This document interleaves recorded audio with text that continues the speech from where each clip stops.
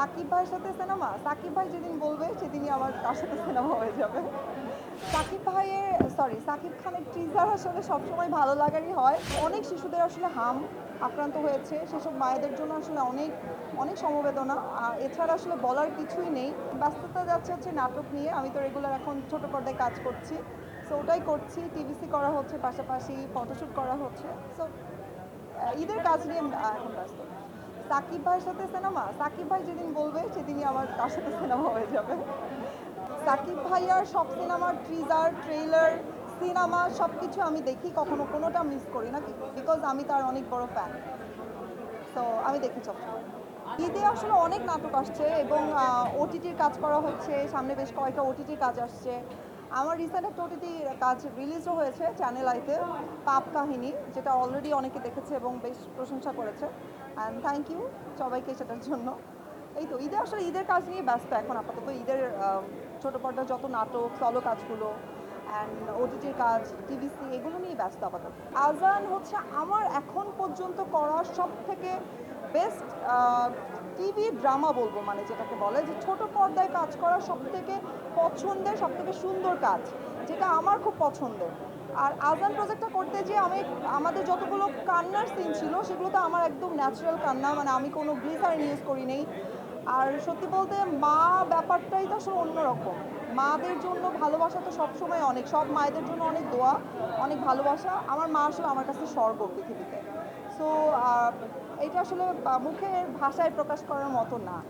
আর হামের জন্য যেটা বলবো যে অনেক শিশুদের আসলে আক্রান্ত হয়েছে, সেসব মায়েদের জন্য আসলে অনেক অনেক সমবেদনা। আর এছাড়া আসলে বলার কিছুই নেই। আর যারা এখনও পর্যন্ত, যেসব শিশুরা এখনও আক্রান্ত হননি, যেহেতু এটা একটা ছোঁয়াচে রোগ, আমি যতটুকু জানি, আমার নলেজ যতটুকু বলে, সো আমি বলবো তাদেরকে একটু সেফলি বাচ্চাদেরকে রাখতে, বাসায় টেক কেয়ার করতে, এবং আমার মনে হয় প্রপার পর্যবেক্ষণে ডাক্তারের সবাই সুস্থই হয়ে যাবে ইনশাআল্লাহ। সাকিব খানের টিজার আসলে সবসময় ভালো লাগারই হয়।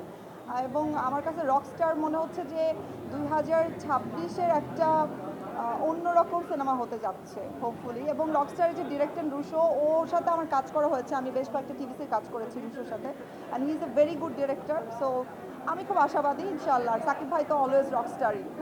দেখেন আসলে আমি তো সিনেমা করে এসেছি, আমার অলরেডি প্রথম কাজই ছিল সিনেমা, এবং নায়িকা হওয়ার যে জায়গাটা থাকে বা নায়িকা হওয়ার জন্য যে ইচ্ছাটা থাকে, ভালো লাগাটা থাকে, সেটা তো সবসময়ই থাকে।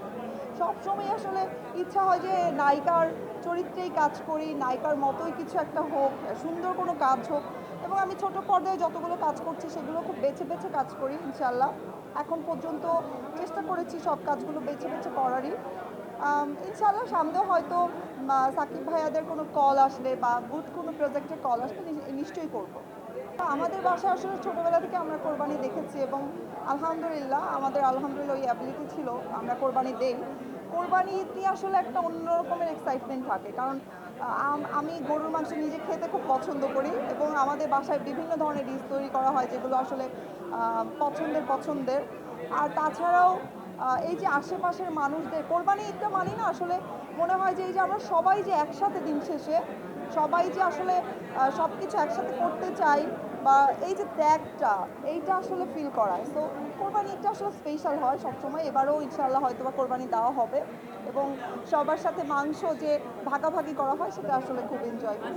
না ভাইয়া, আমি আসলে আমার এফডিসিতে কোনো রকম কোরবানি দিচ্ছি না, এটা ভুল ইনফরমেশন, এবং এটা আপনি হয়তো ইচ্ছা করেই বলছেন। আমি ইনশাআল্লাহ আমার বাসায় অলওয়েজ দেওয়া হয়, এবং সেটা চেষ্টা করি গরিব দুঃখীদের সাথে শেয়ার করার জন্য। Thank you everyone, bye by.